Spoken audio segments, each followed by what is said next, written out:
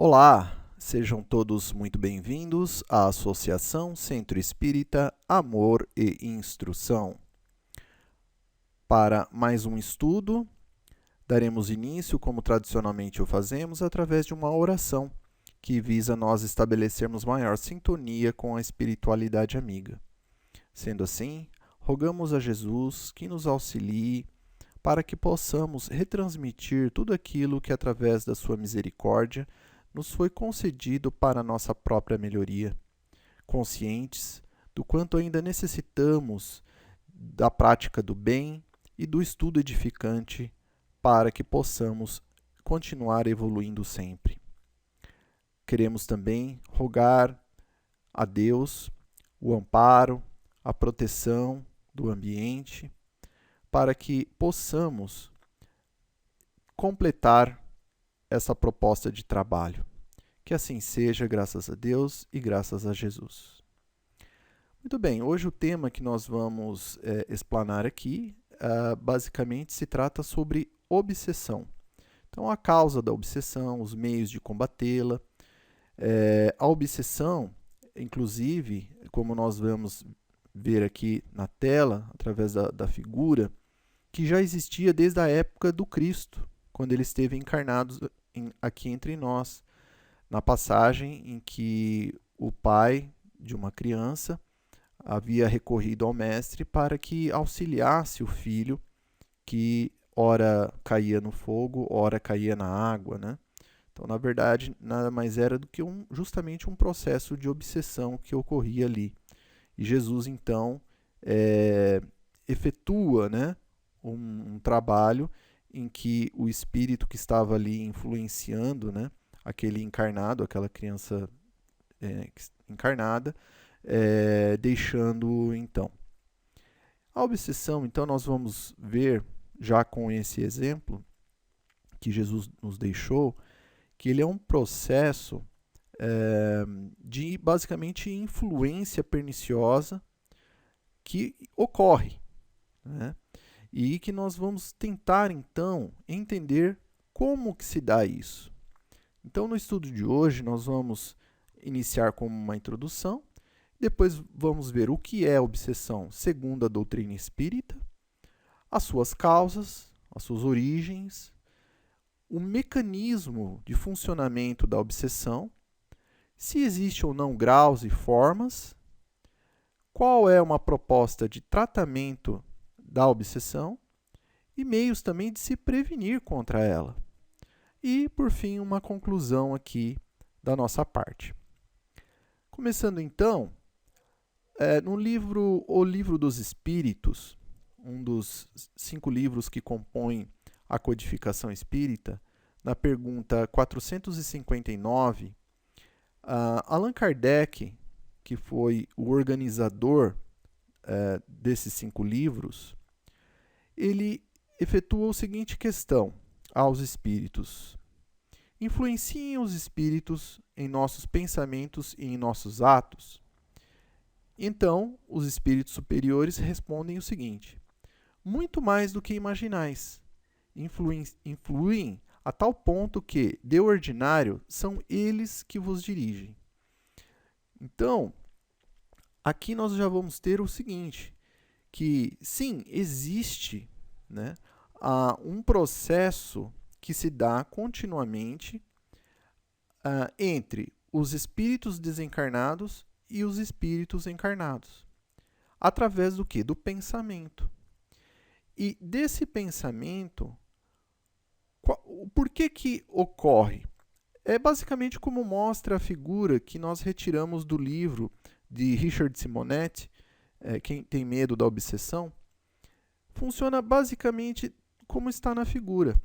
Espíritos desencarnados que possivelmente foram alcoólatras nas encarnações passadas ou numa encarnação passada, ou até mesmo não, são necessariamente alcoólatras, mas pelo simples prazer de efetuar o mal ou de sugar, digamos assim, fluidos de encarnados para poderem se sentirem nutridos materialmente, lançam como se fosse uma corda mesmo, mas não necessariamente física, né, tal qual a conhecemos, mas sim pensamentos de sensação do consumo de álcool que eles têm em si ou que eles projetam no encarnado. Se esse encarnado também simpatiza com o consumo de álcool, também sente esse prazer, né, embora nefasto, mas sente esse prazer, ele então basicamente se torna influenciado a tal ponto que, se o convite foi, olha, adentre aqui a esse estabelecimento, consuma essa bebida, ele possivelmente, muito provavelmente, fará.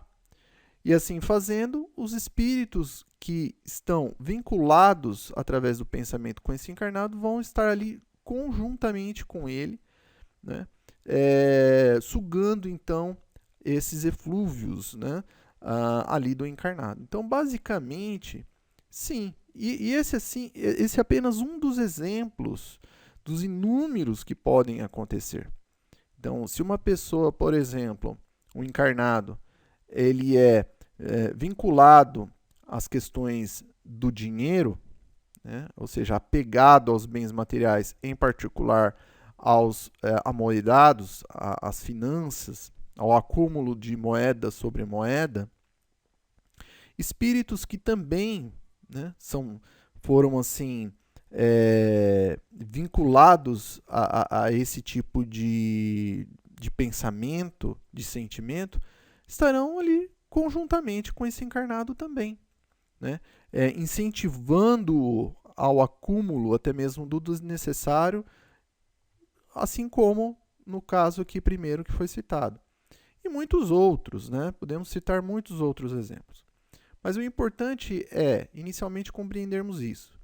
Que, sim, né, os espíritos, e vamos ver mais adiante, que não somente entre espíritos desencarnados para espíritos encarnados, mas também de outras formas, né, influenciam-se entre si. Mas e o que é, então, a obsessão? Bom, segundo a codificação, como já citado, em particularmente no Evangelho segundo o Espiritismo, no capítulo 28º, item 81, e no livro A Gênese, no capítulo 14º, item 45, nos esclarece o seguinte, que a obsessão é uma ação persistente de um espírito inferior sobre outro. Então aqui nós temos já a primeira característica da obsessão, que é essa ação persistente. Ou seja, um espírito, quando ele quer algo de outro espírito, ele não vai fazer apenas um único convite, lançar um único pensamento. E caso o outro espírito renegue ou aceite, ele vai simplesmente se calar e não realizá-lo outro convite. Não. Ele continua a todo tempo emanando exatamente o mesmo pensamento, o mesmo convite. Então, se uma pessoa, por exemplo, tem um desvio da sexualidade, né, ou seja, a restrição da sua vontade, do seu tempo, das suas energias, ou seja, restringir todo o seu pensamento, o seu sentimento, única e exclusivamente, a sua vida toda, para a questão da sexualidade. Outros espíritos que também, digamos, compartilham desse mesmo tipo de pensamento, desse mesmo tipo de vontade, vão estar fazendo uma ação persistente, ou seja, a todo momento. Então, essa já é uma característica aí, então, da obsessão. Já no livro dos médiuns, no capítulo 23º, item 237, diz o seguinte, que a obsessão é o domínio que alguns espíritos logram adquirir sobre certas pessoas. Nunca é praticada senão por espíritos inferiores que procuram dominar. Então, aqui nós temos uma segunda característica da obsessão. Ou seja, a obsessão ela é unicamente praticada por espíritos maus. Mas aí alguém poderia perguntar, mas já ouvi falar que os bons espíritos também se aproximam, né, dos espíritos encarnados, ou eles também têm um trabalho ali de intuição, né, pela intuição. Como é que fica então essa questão? A diferença é a seguinte: os bons espíritos, eles procuram intuir no bem, procuram aconselhar, procuram auxiliar, sem nunca tentar influenciar no livre-arbítrio. Ou seja, se eles não são escutados nas suas boas emanações de pensamentos para auxiliar, para, digamos, procurar proporcionar, digamos assim, ideias boas ao outro espírito, esteja ele encarnado ou não, eles simplesmente se retiram e ficam ali aguardando. Agora, já os maus espíritos, não.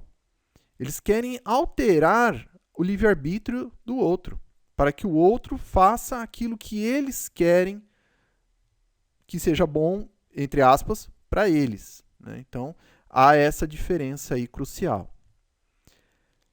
E também aqui no livro Obras Póstumas, nos diz o seguinte, que a obsessão ela consiste no domínio que maus espíritos assumem sobre certas pessoas, com o objetivo de as escravizar e submeter à vontade deles. Olha só como bate aqui com o que já foi falado, né? Pelo prazer que experimentam em fazer o mal. Então aqui há um outro fator que é pertinente à obsessão, que é quando os espíritos que a praticam, né, que são maus espíritos, eles têm esse prazer em fazer o mal, né? Eles não conseguem evoluir e também não querem que os outros evoluam. Então, querem justamente que o outro esteja na condição deles para que não fiquem sozinhos, para que não se sintam isolados, né? Eles querem que o outro não fique bem como eles não estão. E também aqueles que simplesmente têm esse prazer, né, por incrível que pareça, que não será para todos sempre, né? Todos um dia ou outro evoluirão, sairão desse pensamento, né, de querer apenas o mal do outro. Mas aqui o importante é sabermos isso, que um outro ponto da obsessão é justamente esse, né? O prazer que os espíritos maus têm em fazer o mal, né? E na figura que nós vemos na tela, ela, digamos assim, nos mostra muito bem como é que funciona a obsessão. É exatamente isso. A pessoa ou o espírito desencarnado, ela basicamente é comandada por outro, né? É como se fosse uma marionete mesmo. Basicamente, é como que se funciona a obsessão. E quais são as causas, então, da obsessão?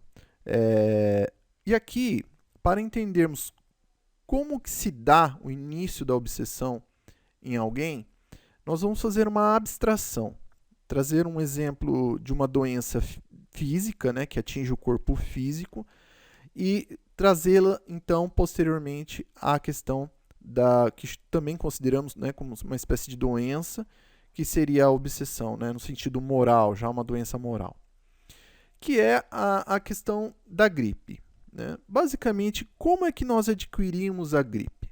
Então, há alguns fatores que facilitam ou que, digamos, auxiliam na causa, né, da gripe.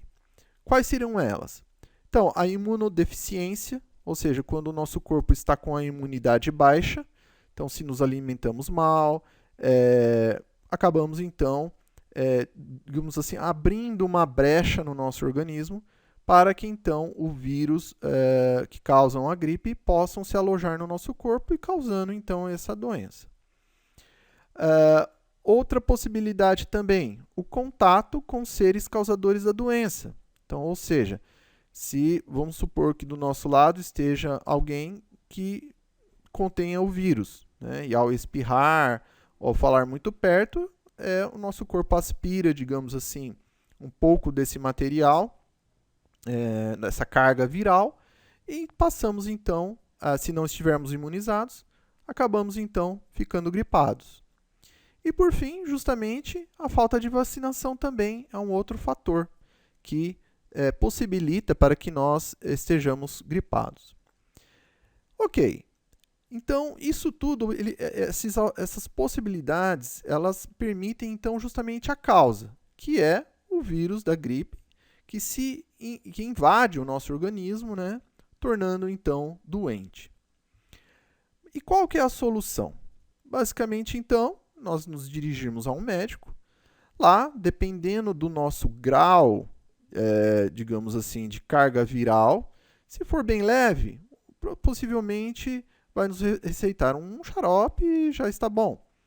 Se for um pouco mais acentuado, remédios. E se for realmente uma gripe muito, muito forte, até mesmo uma droga injetável, né, para que nós nos curemos ali devido à necessidade. Bom, feito isso, basicamente resolve, né? Nós ficamos curados. Mas o mais importante também é que nós devemos o quê? Nos cuidar para que não haja uma nova contaminação, não é mesmo? Ou seja, não mais ficar com o pé no chão frio, abrindo a geladeira depois de um banho quente. Ou seja, nós temos que mudar também o nosso comportamento para que a gripe não volte a se instalar no nosso corpo. Então, feito isso, basicamente, estamos curados. Ótimo. Mas e com relação, então, ao processo obsessivo? Né? Ou seja, a obsessão como uma doença moral. Né? Qual é o agente causador? Como nós estamos falando aqui já em termos morais, né, para o espírito, e o espírito ele é um ser essencialmente moral, o agente causador, então, é uma imperfeição moral. Então, nós vamos substituir, então, todas aquelas janelas que se abrem ali no corpo físico, né, que foram citadas, por imperfeições morais. Quais seriam elas? Aqui há alguns exemplos de comportamentos nossos, de maneiras com que nós sentimos, com que nós pensamos, com que nós agimos, ou que nós nos omitimos também. São basicamente esses comportamentos morais que fazem então com que espíritos que também vibram nessa sintonia, ou seja, que também são afinizados com, por exemplo, a ganância, ou com o ódio, ou com a vaidade, né, ou com o desrespeito, por exemplo, se afinizem conosco e, então, se instalando, de certa forma, né, causando, então, justamente um processo obsessivo. Então, ou seja, é como se fosse um funil, né? Todas essas nossas imperfeições morais, atuais, e até mesmo o acúmulo, né, de imperfeições morais que nós carregamos aí de encarnações passadas até hoje, que nós ainda não as trabalhamos, elas resultam justamente no final em obsessão. São esses os agentes causadores.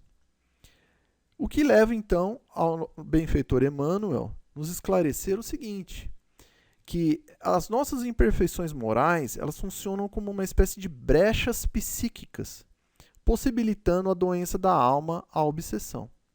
Então, toda vez que a gente se associa, então, com essa ou aquela ideia, no caso, alheia às leis de Deus, as que foram citadas e muitas outras, passa-se, então, o nosso organismo espiritual, vamos dizer assim, né, representado pelo nosso perispírito, ele então mostra-se então essas brechas que possibilitam então o acesso de vírus, digamos assim, que seriam basicamente outros espíritos ali que vibram nessa mesma patamar, nessa mesma vontade ou pensamento, a se vincularem conosco e nos causarem esse mal que é a obsessão. E causando então em nós, nessas janelas, digamos assim, pontos vulneráveis. Quais seriam eles? Então, a irritação, o descontrole, o mau humor, impaciência, rancor, inveja, ciúme, desrespeito, pessimismo, ociosidade, desamor. São todas, digamos assim, janelas que vão se abrindo, né? Então, se toda vez que nós reconhecermos que nós temos uma ou outra, ou até mesmo todos esses pontos vulneráveis, que nós porventura estejamos refletindo todas essas formas aqui listadas e estas outras também, não é? Tais como o medo exagerado, a revolta, o remorso, o egoísmo, a avareza, os vícios, maledicência, intolerância. Então, nós devemos justamente já procurar um tratamento, porque muito possivelmente nós estamos sobre um processo obsessivo.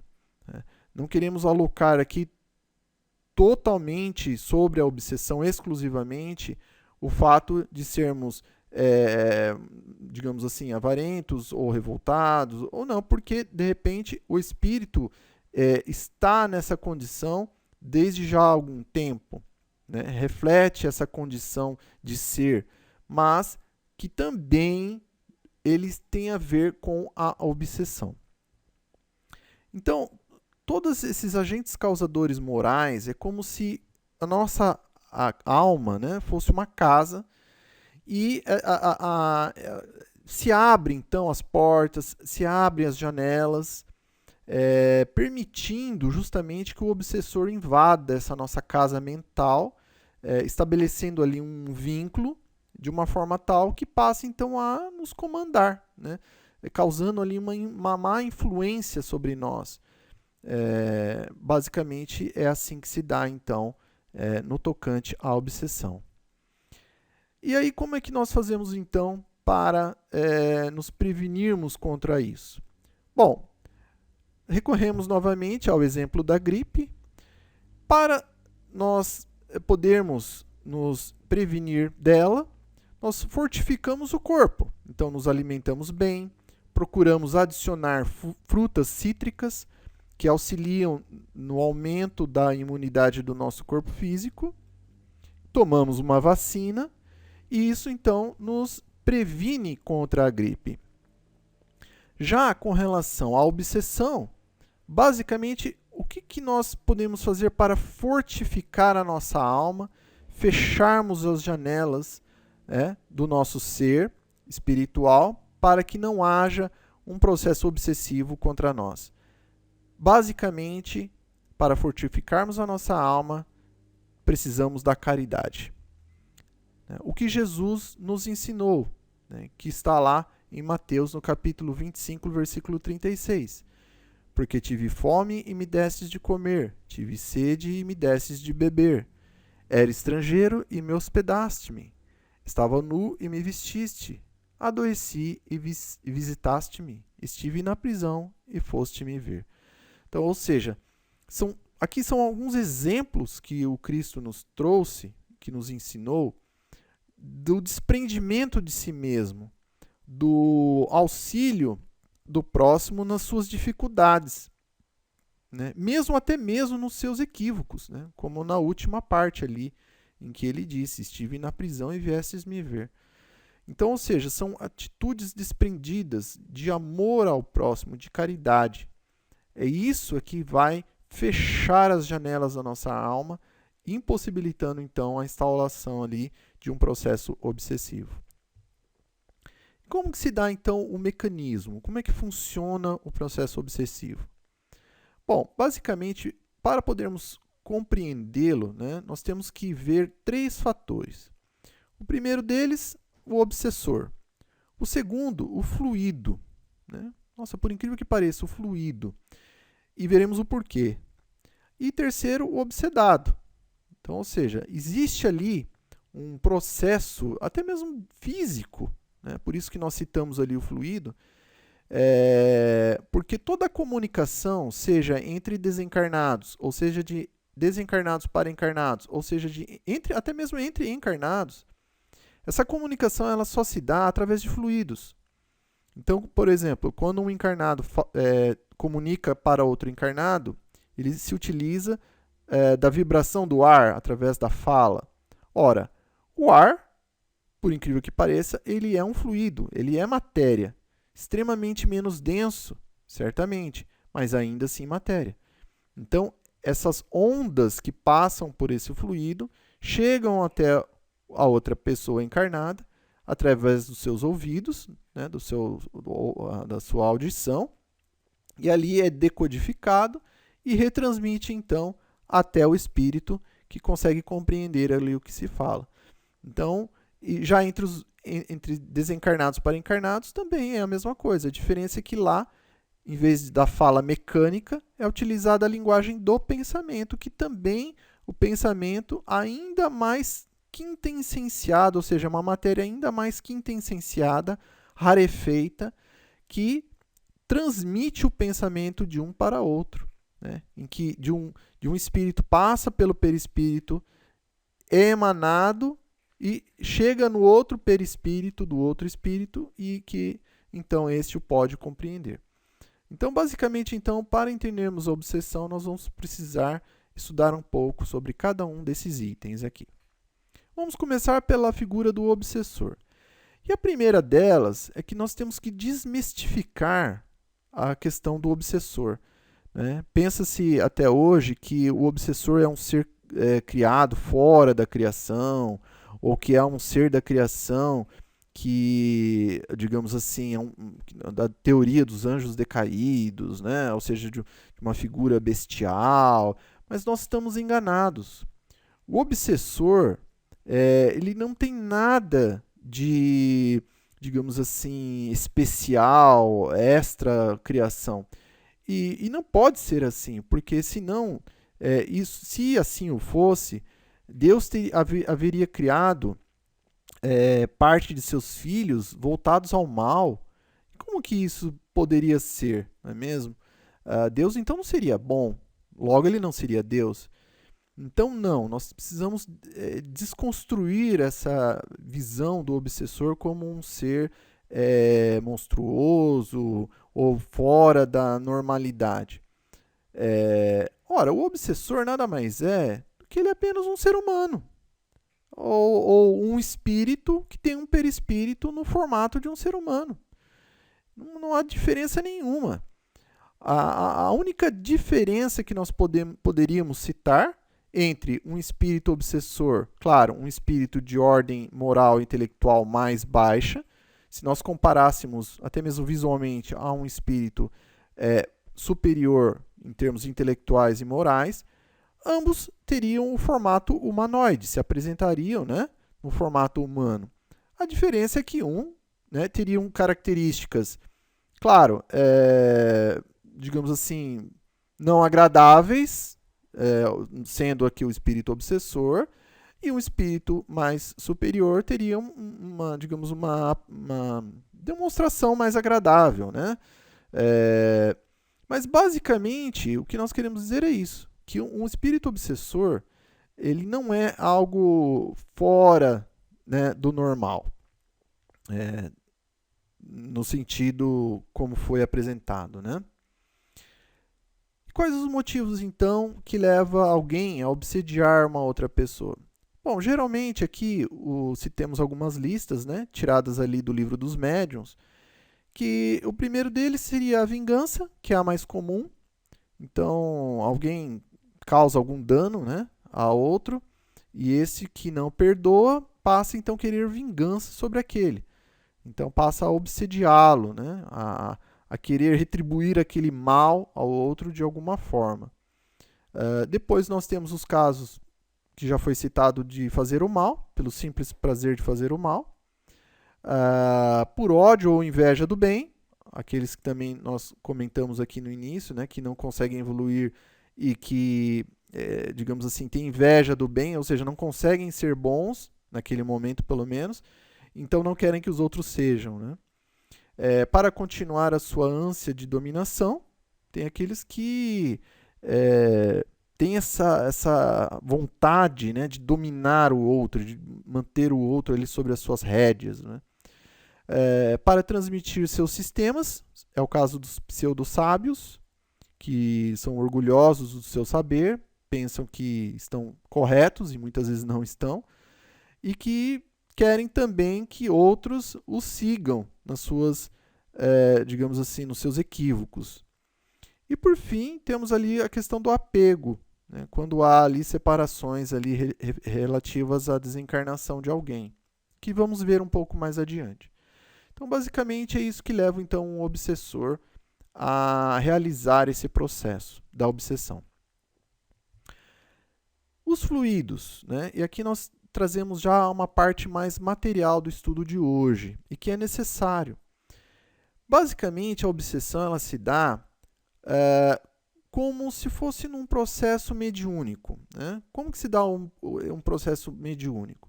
Então, aqui na figura, no canto inferior esquerdo, nós vamos observar ali de terno preto um encarnado.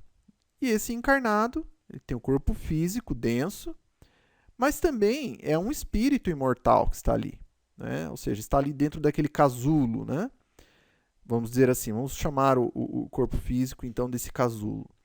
E esse espírito tem o seu perispírito, que inclusive o auxiliou a dar a forma desse corpo físico. Esse perispírito ele se expande. Já o espírito desencarnado, aqui à direita, todo em branco, ele faz a mesma coisa, ele expande o seu perispírito, e aí cria-se o quê? Entre um perispírito e outro, um mais materializado, o do encarnado, e o outro menos materializado, do desencarnado, cria-se ali então o quê? Uma zona fluídica comum. É como se interligasse os fluidos mais físicos e menos físicos e estabelecesse ali uma espécie de comunhão. Né? Eles se confundem ali, basicamente.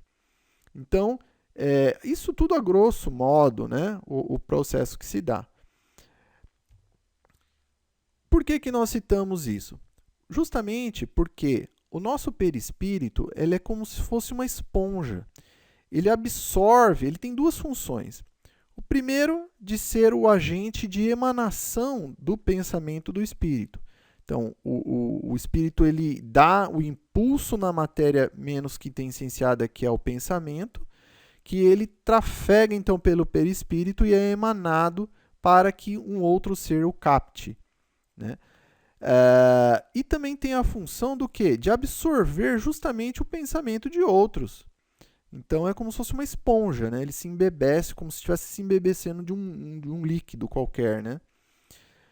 E no caso aqui da obsessão, funciona exatamente como nós vamos ver aqui na figura, né? Então, se nós temos ali um encarnado ou um espírito desencarnado que esteja pensando, por exemplo, em como aumentar cada vez mais os seus lucros, mesmo que de forma imoral, antiética, ilegal, ou até mesmo, enfim, outras questões menos dignas, né? Como olhar a mulher do próximo, né? Cobiçando-a, por exemplo, já ali um equívoco também.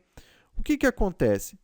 Ele emanou um pensamento para o universo que espíritos que também se afinizam com esse tipo de vontade, com esse mesmo tipo de pensamento, de sentimento, eles vão o quê? Simplesmente sintonizar, como se fosse uma onda de rádio, que seria o agente a antena, né, do rádio, que emite então a transmissão, e o aparelho de rádio ali que vai captar e vão então se estabelecer ali justamente uma sintonia comum.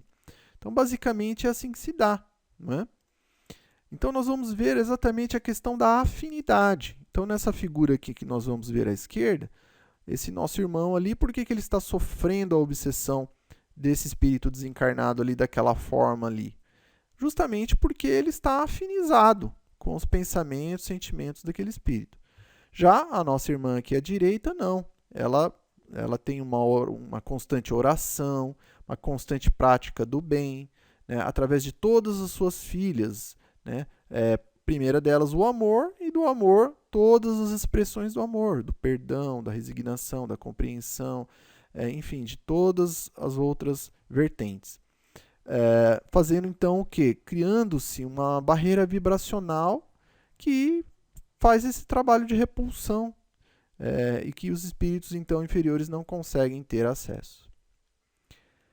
E aqui nós temos o terceiro item, né, que nós aqui precisamos estudar, né, para a compreensão ali do processo da obsessão, que é o terceiro, o obsedado. E aqui, Sueli Caldas Schubert, no livro Obsessão e Desobsessão, nos esclarece o seguinte, que o obsedado ele é vítima de si mesmo. Ou seja, geralmente é o algoz de ontem e que agora se apresenta como vítima. Ou seja, é aquele espírito que, certa vez, ele transgrediu as leis de Deus através de uma ação, através de uma causa, perante um outro espírito que retorna a esse, digamos, agente que emanou essa ação, essa causa, através de um sofrimento que é a obsessão, né? Recebendo então a reação, o efeito dessa sua própria prática, né? Que vem de quem? Vem justamente e muito provavelmente do próprio espírito que sofreu, né?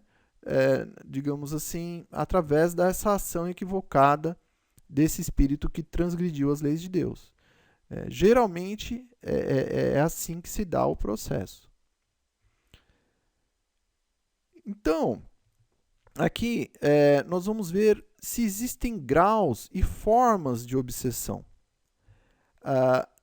E aqui quem nos orienta é o livro dos médiuns, que nos esclarece o seguinte, que a obsessão, sim, ela possui graus de intensidade.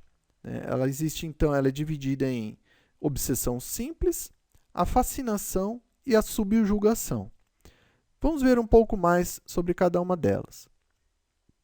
Bom, na obsessão simples, existe então uma influência sutil, né, de um agente para outro. Geralmente ela é caracterizada por uma ação inoportuna e desagradável que um espírito causa em outra. Né? Então, por exemplo, é aquele pensamento ruim que às vezes a gente recebe e que a gente fala, nossa, mas esse pensamento é meu ou não é? Ah, mas que desagradável, eu não quero isso. E aí a gente então faz, né, digamos, uma pequena oração, ou a gente, enfim, tenta se desvencilhar daquele pensamento ruim que nos veio e isso é o suficiente. A gente consegue fazer isso e se desmembra, não é? Ou até mesmo de um próprio outro encarnado. Né? Às vezes nós estamos numa conversa ali com algumas pessoas e alguém traz uma informação não muito boa. Né? E que nós podemos também não, digamos assim, retê-la conosco. Nós simplesmente dissolvemos em nós mesmos aquela informação menos nobre e não repassando à frente.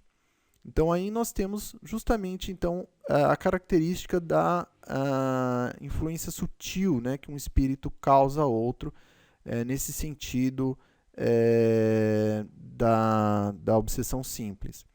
E ela tem um outro também, outra característica, que é justamente com que o espírito ele não se disfarça. Ele simplesmente fala aquilo sem qualquer medo, né? E nós vamos ver entre encarnados mesmos. Quantas falsas notícias que nos são apresentadas em que simplesmente não há nenhuma vontade de se esconder, né? Sobre o conteúdo que se revela. E isso nós temos que estar bem atentos, porque se nós permitirmos que uma obsessão simples se consubstancie em nós permitimos que haja uma evolução do quadro, justamente já para um nível da obsessão por fascinação. Né?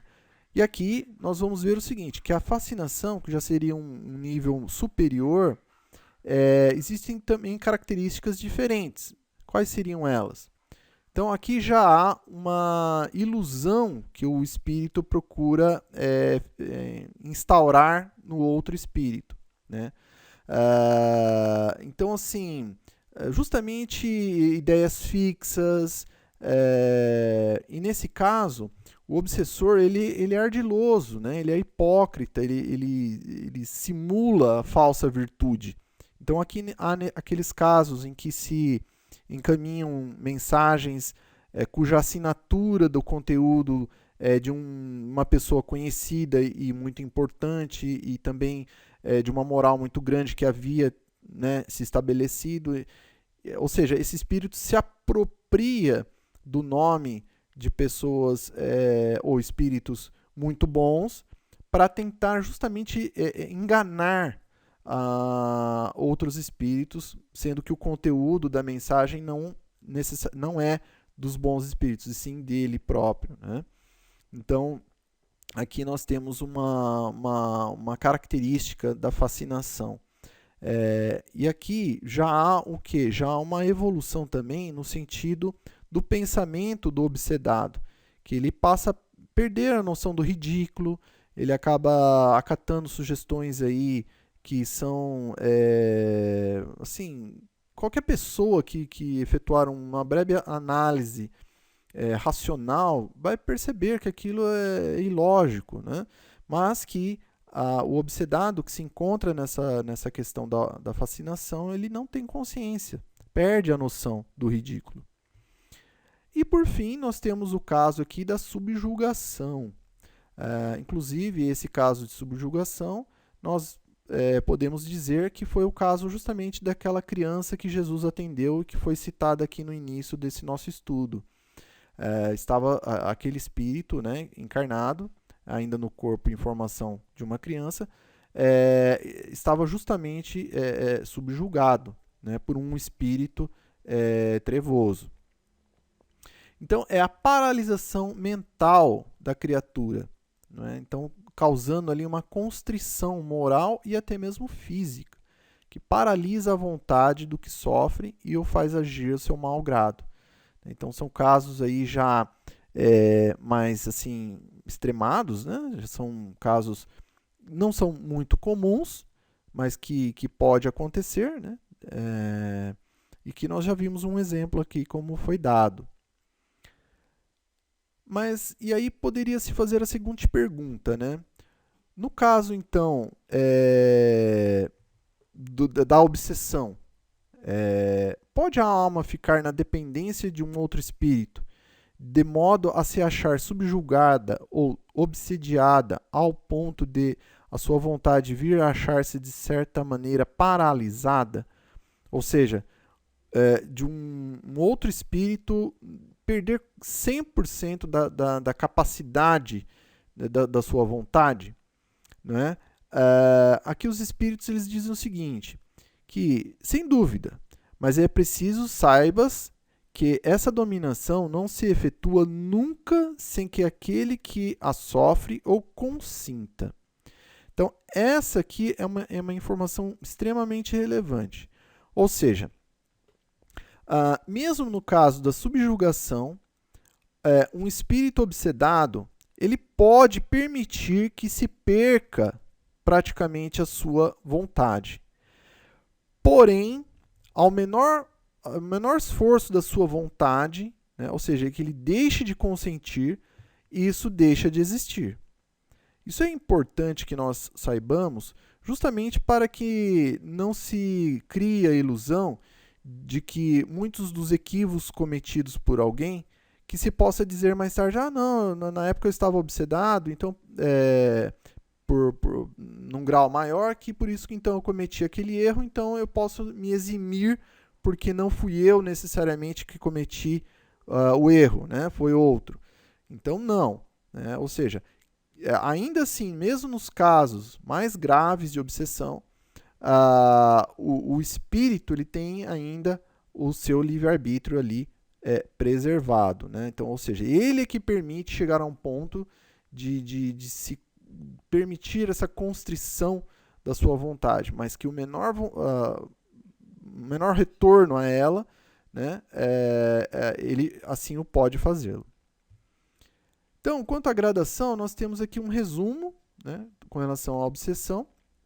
Basicamente, então, os tipos da obsessão ali à esquerda, as variedades, são 3.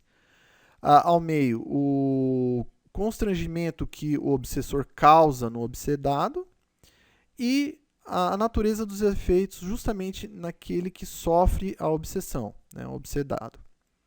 Então, na obsessão simples, basicamente o constrangimento que o obsessor impõe é justamente essa imposição, né, do seu pensamento. Ela é desagradável e inoportuna, né? Então, às vezes, em uma situação em que ali, por exemplo, deve-se imperar o respeito, né? De repente, ali o espírito obsessor encaminha uma imagem ou um pensamento de uma piada, por exemplo, ou de um pensamento menos nobre, né? Então, se a pessoa que recebe aquele pensamento menos digno numa situação que não deve permitir dar vazão àquele pensamento, né, ele sofre, então, justamente dessa chateação, né, de ter que receber, suportar aquele tipo de pensamento ali que ele não gostaria que tivesse.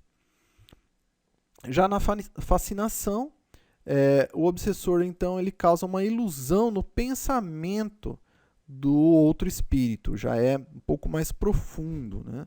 Já é mais direto também. É direto no pensamento.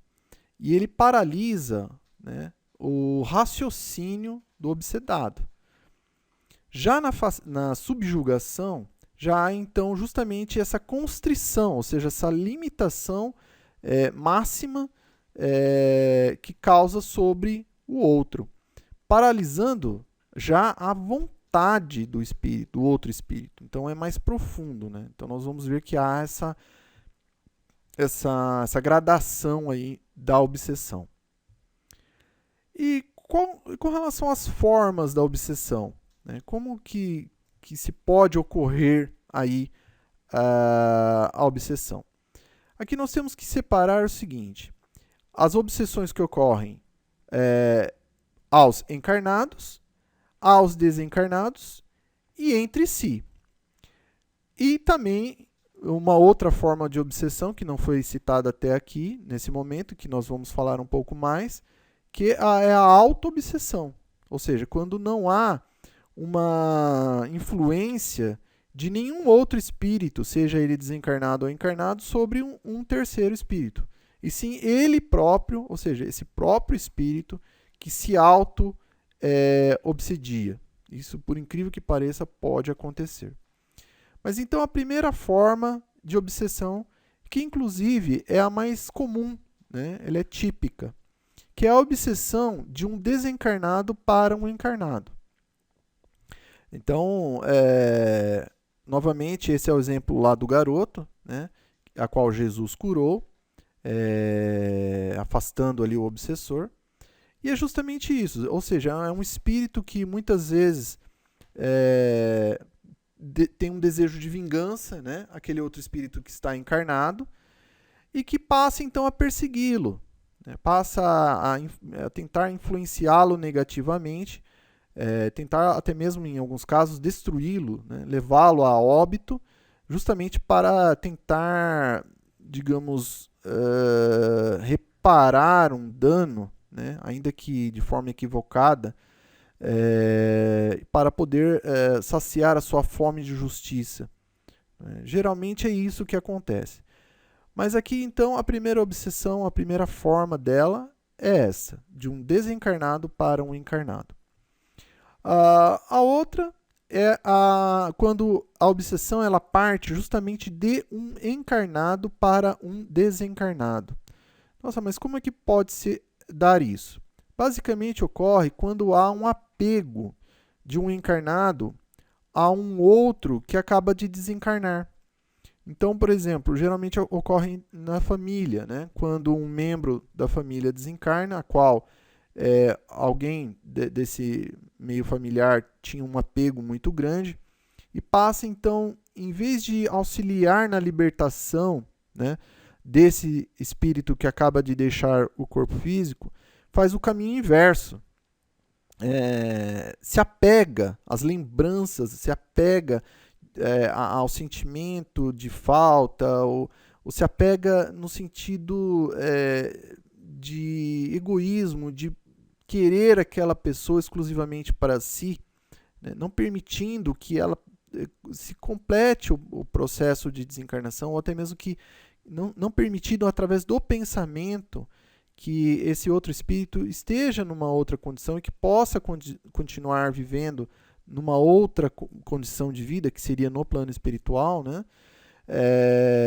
Ou seja, toda essa falta de fé em Deus, que faz com que se estabeleça ali então um processo de obsessão então de um encarnado para um desencarnado, em que esse desencarnado muitas vezes sofre porque justamente digamos assim, muitas vezes ele é obrigado digamos, a retornar à matéria, sendo que não tem condições, né? E causa ali um processo de sofrimento muito grande, que muitas vezes é necessário ali até uma intervenção dos bons espíritos para que possa auxiliá-lo, né? Ambos nesse caso aqui. Mas esse é um outro tipo, então, de obsessão. Aqui nós estamos falando de uma forma, assim, bem resumida, bem por cima, bem de forma grosseira, né? Certamente que, se nós estudarmos muitas obras da doutrina espírita, nós vamos ter uma visão muito amplificada do que se está sendo falado aqui, né? E nós recomendamos, inclusive, isso, tá? Bom, a terceira forma, então, de obsessão é que ocorre quando ela se dá entre espíritos desencarnados. Então nós vamos ver muito bem ali nos livros da série André Luiz, quando eles visitam as regiões das trevas, né? Ou seja, as regiões do umbral no plano espiritual, são regiões basicamente ali onde vivem espíritos ainda em condições morais e intelectuais mais baixas, onde um espírito desencarnado ele obsedia um outro espírito desencarnado. Ou seja, como se ele estabelecesse uma vinculação mental sobre um outro espírito desencarnado, comandando-o naquilo que ele quer, né? Então, nós vamos ver alguns casos também, por exemplo, da licantropia, quando um espírito que causou algum mal e outros espíritos o julgam de tal forma e o condenam geralmente e o emanam a esse espírito uma condição animalesca, né? E esse espírito, então, ele aceita essas ideias a tal ponto que ele altera o seu perispírito, se transformando ali, né? Deixando um pouco a forma humana e passando, então, a uma forma mais animalizada. Então, aí há um exemplo, né, de uma obsessão que se dá no plano espiritual. Depois nós temos, então, a obsessão aqui entre encarnados, né? E essa aqui é bem interessante, né? Ela ocorre justamente pela nossa condição aqui de mundo de expiações, né? De provas e expiações. É natural que num planeta de provas e expiações existam o quê? Espíritos justamente que estão nessa categoria de expiação. Não são espíritos ainda resolvidos, não são espíritos, embora encarnados, que, digamos assim, já estão mais evoluídos em termos morais e intelectuais. Muito pelo contrário, são espíritos devedores às leis de Deus e devedores também uns dos outros. Então, é natural que haja aí essa obsessão entre um e outro. Por exemplo, políticos, não todos, claro, né? Alguns deles que, por exemplo, passam a comandar o povo através das suas falas, através das suas ações, não para o bem deles, mas para o mal, né? Isso pode acontecer, né? Para que eles ganhem ou para que aqueles que os representam ganhem e que os outros não ganhem, mas se utilizando, por exemplo, de uma linguagem que os cative, que os torne escravos da sua vontade. né? Isso pode acontecer. Então, isso é apenas um exemplo, né? Mas se dá também em outros prismas, não é? Depois, outra forma de obsessão é a recíproca. Então, quando um desencarnado. Esse é um exemplo interessante. Quando, por exemplo, um desencarnado obsedia um encarnado que, por sua vez, nem ele sabe que está sendo obsediado por um outro espírito também do plano espiritual. Ou seja, um espírito ainda mais malévolo do que este o obsedia, né, esse espírito mal, que por sua vez obsedia um encarnado. Então nós vamos ver aí um exemplo de obsessão recíproca. E por fim, né, o que nós comentamos aqui no começo aqui dessa explanação das formas da obsessão, que é justamente a auto-obsessão. Ou seja, quando não há nenhum outro espírito que esteja ali, digamos, obsediando.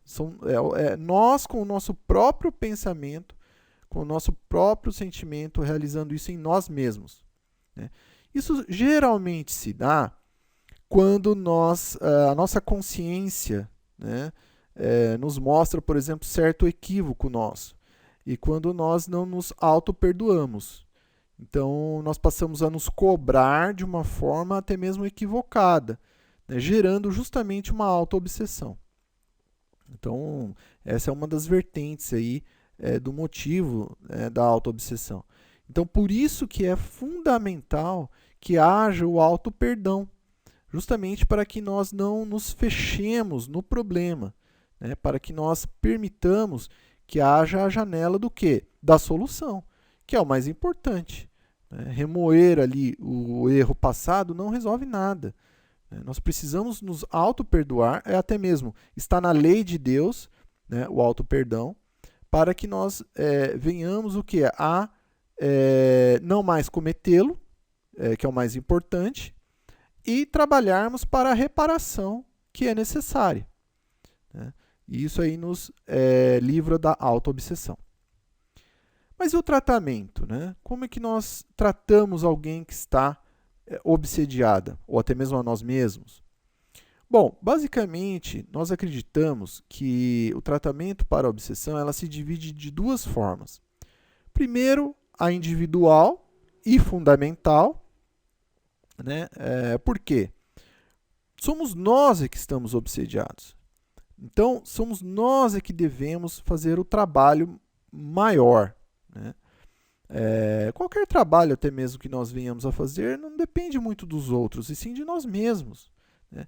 Sim, nós precisamos de um auxílio exterior, mas digamos, a maioria, né, do trabalho parte de nós.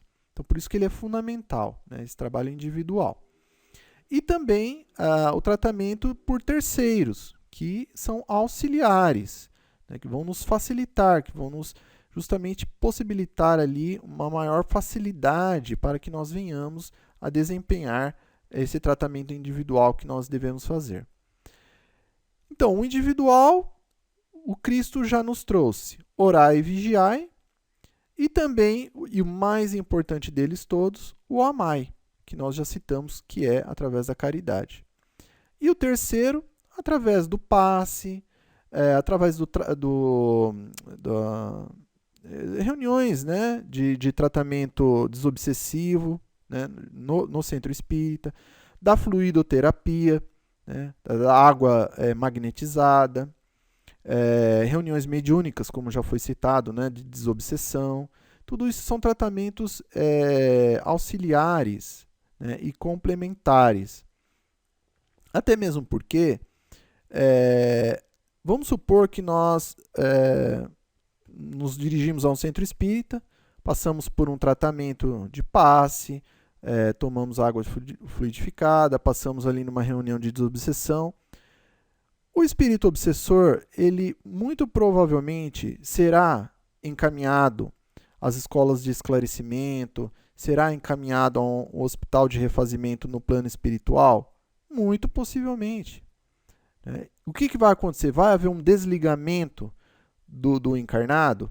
Sim, mas só que se esse encarnado não dar continuidade ao tratamento através da sua reforma íntima, passando a orar mais, a vigiar os seus pensamentos, as suas atitudes, verificar se elas estão em consonância às leis de Deus, e principalmente passar a ter uma vida mais profícua no sentido de caridade, ou seja, se desprender mais de si mesmo e auxiliar o próximo, o que muito provavelmente vai acontecer? Ele vai voltar a cometer os mesmos atos equivocados e um outro obsessor vai ali se estabelecer novamente com ele. Então, por isso que nós comentamos isso, da importância do tratamento individual fundamental e o de terceiros como auxiliar. Mas vamos falar um pouco mais, então, sobre essas duas vertentes do tratamento da obsessão. Começando, então, pelo pessoal, orai e vigiai. Bom, o orai, o que Cristo quis dizer? Que quando nós oramos, nós nos elevamos mais, o nosso pensamento, o nosso sentimento, a Deus, aos bons espíritos. Isso nós fazemos em termos do pensamento, principalmente. Possibilitando o quê? Uma higienização desse nosso pensamento, né? Do nosso perispírito. Assim como nós temos que fazer uma limpeza, por exemplo, no lar, né? Na casa, ou no apartamento, fazer uma limpeza no ambiente, fisicamente mesmo falando, passar um aspirador de pó, um pano no chão. Isso é necessário, porque se não é feito, o que acontece? A sujeira se acumula de uma forma tal que pode causar uma doença em alguém ali que porventura viva naquele ambiente. O mesmo ocorre para conosco, estando nós encarnados ou desencarnados. A oração, ela funciona também justamente como essa limpeza da nossa mente.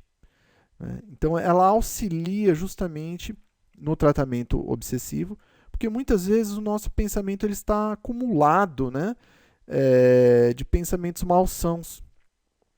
Então, há esse primeiro auxílio ali, que é o orai, possibilitando essa higiene, então, mental. E o vigiai? Por que o Cristo nos relatou da importância do vigiai? E aí nós recorremos, né, a um também, vamos dizer assim, a um cristão, né, por que não?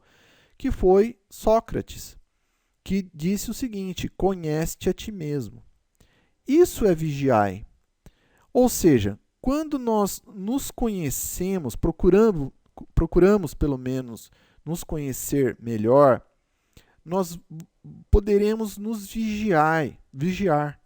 Ou seja, se eu reflito sobre os meus atos, sobre o que eu falo, costumo falar, sobre como eu costumo sentir, sobre como eu costumo me omitir, sobre como eu costumo agir, né, pensar, falar, e reconheço ali algo que não está nas leis de Deus, eu estou me conhecendo.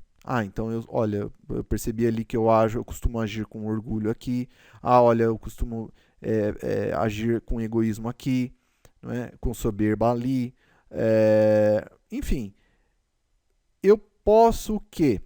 Fazer um trabalho já inicial de reforma íntima, em que eu vou me vigiar dali para frente. Ou seja, quando eu estiver na vida de relação, seja na casa espírita, seja na escola, seja na rua, seja em casa, seja no trabalho, seja onde for, eu nessa interação social, seja até mesmo com encarnados ou desencarnados, eu já vou me conhecer um pouco melhor, já vou saber das minhas deficiências morais.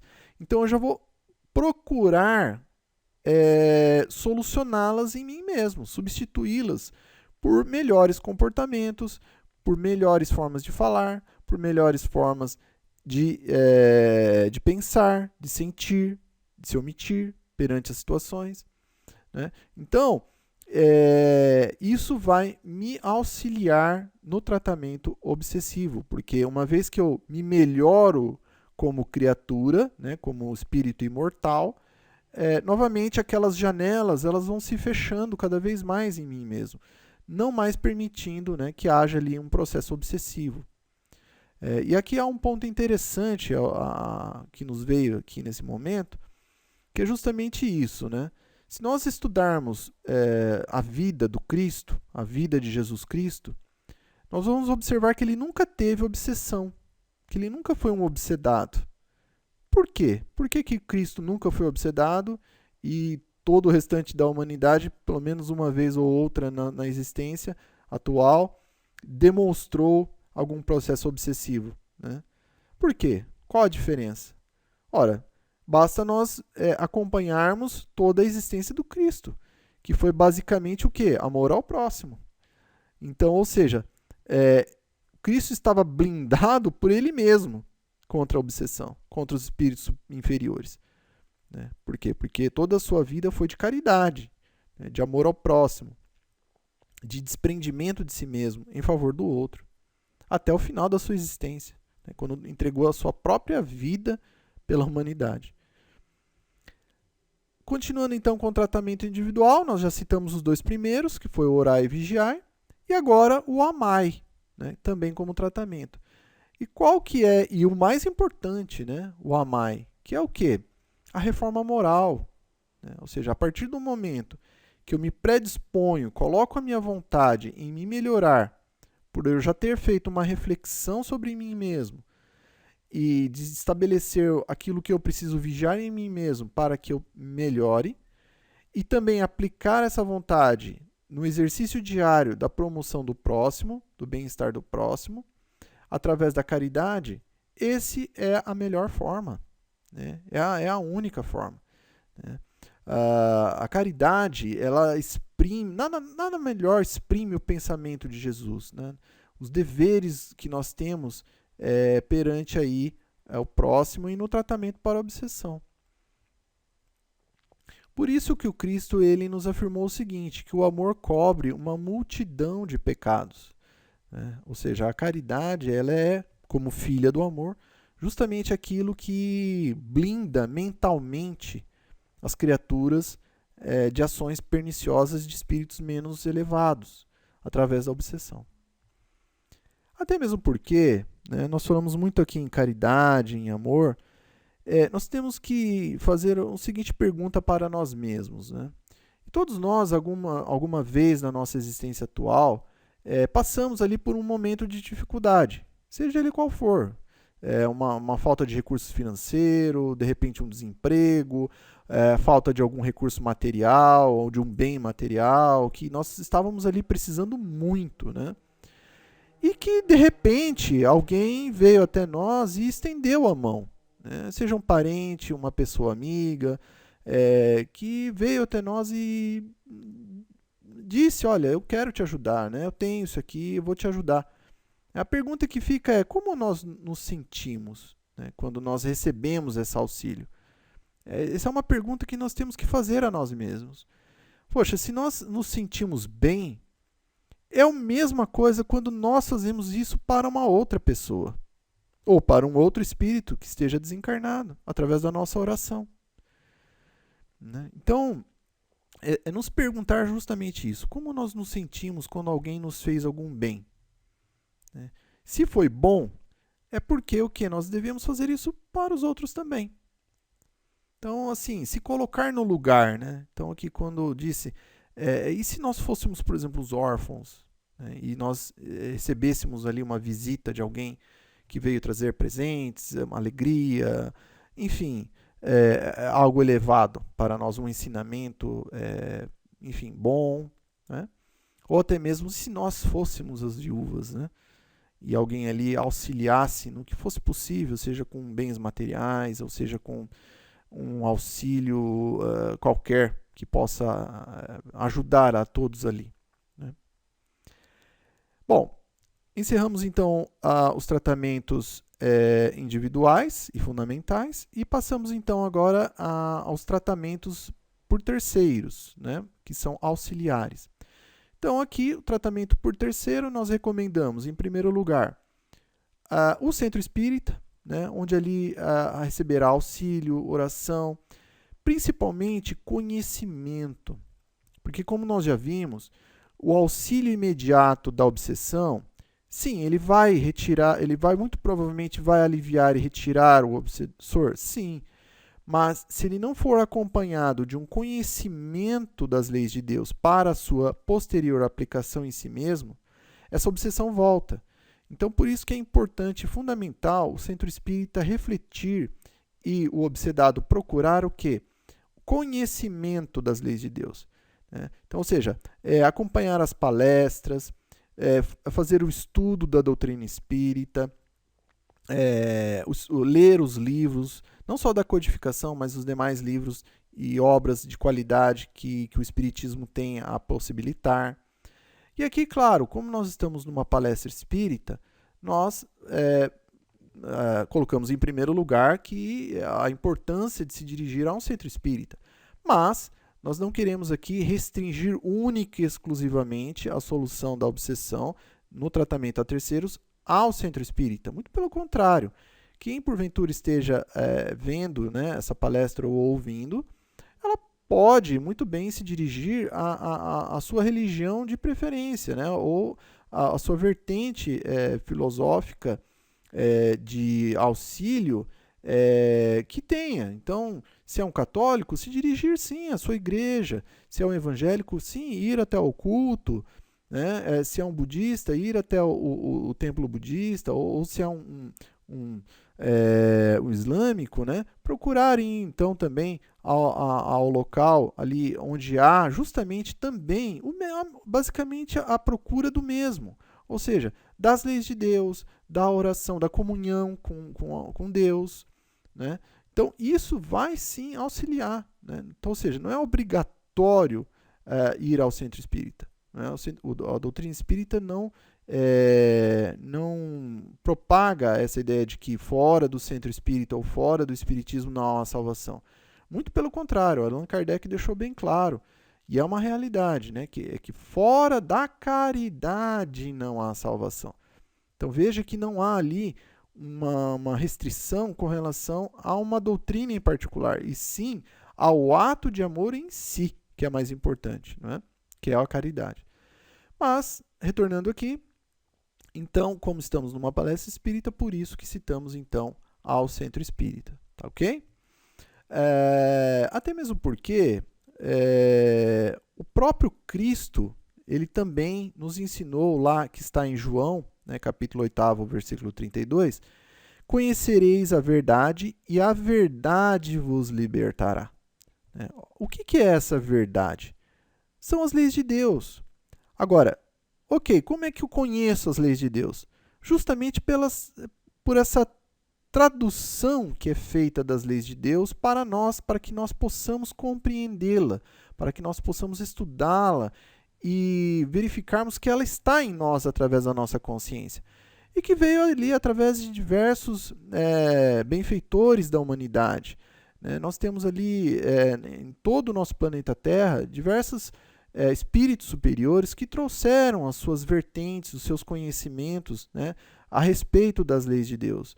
Nós tivemos na Ásia com Buda, nós tivemos no Ocidente, no Oriente, enfim, o Cristo mais ali no Oriente Médio, né? Depois temos também Maomé, entre outros, que trouxeram ali cada um o quê? Conhecimentos a respeito das leis de Deus. Então, é justamente isso que nós devemos procurá-la em cada uma das vertentes, não é? E do conhecimento que foi retransmitido, que seja de origem divina. E também um outro tratamento de terceiros que se pode fazer no centro espírita é o passe. Não é? Água fluidificada, como já mencionada também, reuniões de desobsessão, né? O tratamento de terceiros também pode ser feito o quê? Através do culto do evangelho no lar. Esse é muito importante. Então, a pessoa que estiver obsediada, ela deve sim tentar, ou se não estiver em condições, que a sua família possa justamente introduzir o evangelho no lar. Ou seja, convidando a pessoa que se encontra obsediada e realizar o evangelho no lar. É muito simples, basta pegar ali um exemplar do Evangelho segundo o Espiritismo, de preferência, que também não é restrito, né? Famílias que têm ali mais o Novo Testamento podem fazê-lo também. Mas, como novamente estamos numa palestra espírita, recomendamos o Evangelho segundo o Espiritismo, não só porque estamos numa palestra espírita, mas também porque o Evangelho segundo o Espiritismo ele já traz o quê? Uma compreensão mais apurada sobre o que Jesus quis dizer, ou seja, retirou-se o véu, né, das parábolas que o Jesus teve que utilizar na época, e já há uma linguagem mais direta para que hoje, né, já com a nossa evolução moral e intelectual, nós possamos compreender melhor, né, o que efetivamente Jesus quis dizer. Então, por isso que nós recomendamos o uso do Evangelho segundo o Espiritismo. E que todos nós podemos compreender. Né? E então, a implantação do Evangelho no lar ele é fundamental porque ele faz esse trabalho também da atração dos bons espíritos ao ambiente doméstico. Ele cria uma espécie de barreira defensora, uma barreira vibracional no ambiente, fazendo com que o lar ele não seja, não tenha, digamos assim, não sofra a invasão de espíritos justamente que causam ali a obsessão na pessoa que ali mora. Né? Então é um auxílio a mais no processo. Inclusive, cada uma dessas formas de tratamento elas não podem ser utilizadas de forma exclusiva, né? Ou seja, só fazer evangelho no lar resolve, ou só ir no centro espírita estudar resolve, ou só ir no centro espírita tomar o passe resolve. Não. Na verdade, é um conjunto de todas essas formas que promovem, então, digamos, esse tratamento, né? E também uma outra forma, que até não foi comentada aqui no começo, né, com relação ao tratamento, mas que nós citamos agora, e nós vamos explicar o motivo, que é um tratamento médico também. Mas nesse caso em particular, deve-se utilizá-lo principalmente quando há ali já um desgaste orgânico, né? Então, a obsessão, ela causa um desgaste orgânico, que geralmente é mais acentuado nos casos aí já de subjugação, em que as energias ali do encarnado elas se esgotam, praticamente chegam a quase a se esgotar, né? E por isso que há uma necessidade de um tratamento médico, né? Através de psiquiatra ou outras cadeiras também do ramo da medicina. Mas o importante aqui é observar que o tratamento médico ele é importante, porém ele não é totalmente eficaz contra a doença da obsessão. Inclusive aqui, caso haja algum médico aqui vendo essa palestra, esse estudo, né, espírita, nós até convidamos para que possam estudar justamente a obsessão no seu prisma espiritual, justamente porque como uma doença da alma, que sim, pode afligir o corpo físico, mas que, digamos assim, procurando tratá-lo exclusivamente sobre o prisma moral, não resolve completamente a doença. Porque como nós já vimos, né, se o espírito que está ali encarnado ele mantiver deficiências morais, né, sendo algumas delas aí o rancor, o ódio, a animosidade e muitos outros, o que vai acontecer? O médico ele prescreve alguma substância química ali que auxilia o corpo, né? Há uma reação, o corpo se mostra melhor, mas como o espírito ainda está vinculado através desses sentimentos, passa a atrair outros obsessores, ou até o mesmo retorna, fazendo com que o corpo novamente volte a ficar doente. Né? Então, ou seja, até um convite, né, para toda a cadeira de medicina que procure conhecer mais sobre a questão do ser humano de forma integral, e não somente o corpo físico, mas o que comanda esse corpo físico, né? Ou seja, tudo está justamente nisso, na busca e na comprovação de que há algo além que comanda esse corpo físico, e que nós chamamos de espírito. E que esse espírito, ele é o que é o agente, né, que comanda esse corpo físico. E se apresenta ali com as suas vontades, com as suas tendências, com os seus comportamentos, e que, de repente, se não estiverem em alinho às leis de Deus, causam doenças até mesmo no corpo físico. E ali, então, se nós procurarmos caminhar juntos, a medicina humana, material, caminhando com, vamos dizer assim, a medicina espiritual, né, com o tratamento da alma, nós conseguiremos ter uma saúde integral, até mesmo no futuro, né?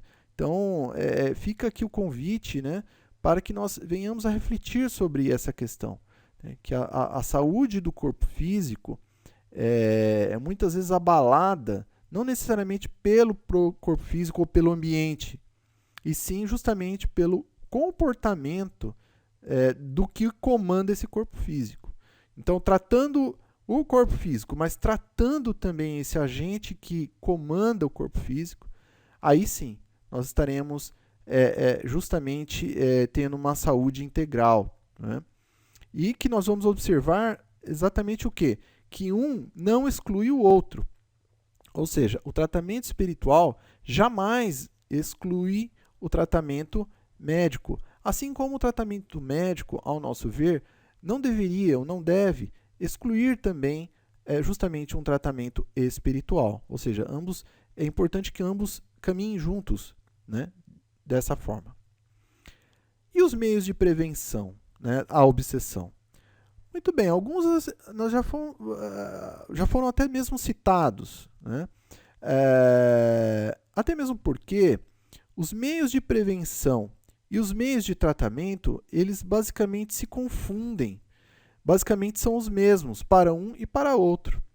Ou seja, se eu praticar a caridade, eu estarei tanto prevenindo-me contra a obsessão, quanto também não só o tratamento, mas como também me prevenindo contra a obsessão. Então, aqui há alguns exemplos, né? Outros, como perdoar, resignar mais, se resignar mais, compreender mais, tolerar mais, ter mais paciência, né? Ou seja, como está ali no Livro dos Espíritos, fazer aos outros o que quereríamos que os outros nos fizessem, isso é, fazer o bem e não o mal. Nesse princípio, encontra o homem uma regra universal de proceder, mesmo para suas menores ações. Então, basicamente é isso, né? Para nos prevenirmos contra a obsessão, é procurarmos nos melhorar em termos morais. Reforma íntima. E aqui Emmanuel, o espírito benfeitor, através da psicografia de Francisco Cândido Xavier, no livro Pensamento e Vida, no item 4, nos coloca justamente o que sedimenta, né? O que já tem sido dito aqui durante esse estudo. Prática do amor, que acima de tudo é serviço aos semelhantes. Então, é o que o Cristo nos ensinou, né? Tive fome e me destes de comer, aos famintos de pão material, que são tantos, né? Aos desprovidos até mesmo de tudo, de água, né? Tive sede e me destes de beber, estive nu e me vestistes, estive doentes e me visitastes. Naquele tempo, sabe, que a gente poderia desprender ali e visitar alguém num hospital que necessita de um auxílio, né? Que muitos parentes às vezes não moram naquele estado e que aquele doente não tem ninguém para o visitar porque os familiares não podem vir devido às condições de distância e recursos financeiros, né? Estive na prisão e viestes me ver, né? Então, quantos de nós que já não pecamos, né? Não nos equivocamos, né? Então, assim, visitar aqueles que porventura foram pegos, né? visitá-los e auxiliá-los no que pudermos, né? E aqui, então, arrematando, o espírito de André Luiz nos traz o que ele chama de decálogo para a desobsessão, ou seja, o que nós podemos fazer aí para que nós nos desvinculemos da obsessão, né? E ali há uma série de 10 pontos, né? Sendo ali o primeiro: não permita que ressentimentos ou azedume lhe penetre o coração. Abençoe quantos lhe censuram a estrada sem criticar a ninguém. Jamais obrigue essa ou aquela pessoa a lhe partilhar os pontos de vista. Habitue-se a esperar pela realização dos seus ideais, trabalhando e construindo para o bem de todos. Abstenha-se de sobrecarregar os seus problemas com o peso inútil da ansiedade. Cesse todas as queixas ou procure reduzi-las ao mínimo. Louve, mas louve com sinceridade o merecimento dos outros. Conserve o otimismo e o desprendimento da posse. Nunca se sinta incapaz de estudar e aprender, seja quais forem as circunstâncias. Esqueçamo-nos para servir. Então, ou seja, basicamente o que foi dito, né? Então, para concluirmos o estudo de hoje, nós queremos dizer o seguinte: basicamente, nos encontramos num planeta de provas e expiação. O que isso significa? Mas o planeta em termos físicos, né? Ou seja, o globo terrestre, os continentes, os países, o céu, o mar é que está em expiação? Não, né? Nós, ou seja, os espíritos que o compõem, né, que estão ligados a esse planeta, se estejamos nós encarnados ou desencarnados, é que nos encontramos em expiação, ou seja, trazemos em nós, na nossa história perispiritual, espiritual, equívocos e que precisam ser saudados, né? São os chamados karmas, né, como é dito no Oriente, e que nós precisamos saudar, e é justamente o que Cristo então nos ensinou, né? Ali quando ele fala ali, daqui não sairás até que pagar o último centil, ou seja, a lei de Deus, tudo aquilo que nós cometemos em desalinho a essas leis, nós temos que saldar, ou seja, pagar, né? Nos reequilibrar perante as leis de Deus. E isso nós vamos fazer dentro da própria encarnação em que esse equívoco foi cometido, ou, de repente, em outros casos, daqui uma encarnação, daqui 10, daqui 20, ou daqui 100, ou, enfim, ou daqui 1 minuto, ou daqui 10 minutos, ou daqui 10 horas, enfim. Isso certamente ocorrerá, né? Então, justamente aquela lei de causa e efeito que foi falado. Então, por isso que nós estamos aqui nesse planeta de expiações, porque somos espíritos devedores. E nesse convívio diário entre um e outro, é natural, né, que haja, então, justamente essa proposta para se saldar essa dívida, quando um vem e nos comete algum mal, né? Justamente é porque, muito provavelmente, nós já o fizemos também a outro no passado, ou até mesmo aquele próprio espírito também no passado. Então, que nós, naquele momento, né, se nós soubermos aproveitar aquela oportunidade, nós podemos saudar através do perdão, né, através da compreensão, através da oração pelo próximo. Ou seja, nós podemos saudar essa dívida, até mesmo fazendo um bem para aquele próximo, em contrapartida ao mal que recebemos. Então, ensinando-o, inclusive, justamente a lei de amor e de caridade. Então, ali, como no livro O Céu e o Inferno nos orienta bem, né, que certamente, pois a obsessão que de si mesma já é um gênero de provação, ou seja, nós estamos no planeta de provas e obsessão, por quê? A obsessão é natural, porque a humanidade sendo mal, digamos assim, má, né, digamos assim, é natural que a obsessão seja uma consequência. Ou seja, se o grupo de espíritos que compusesse o planeta Terra fosse de espíritos que não tivessem mais nada a expiar, seriam espíritos já bons. Sendo espíritos melhores, né, mais evoluídos intelectual e moralmente, não se necessitaria mais da expiação. Então, logo, a obsessão naquele planeta não existiria mais.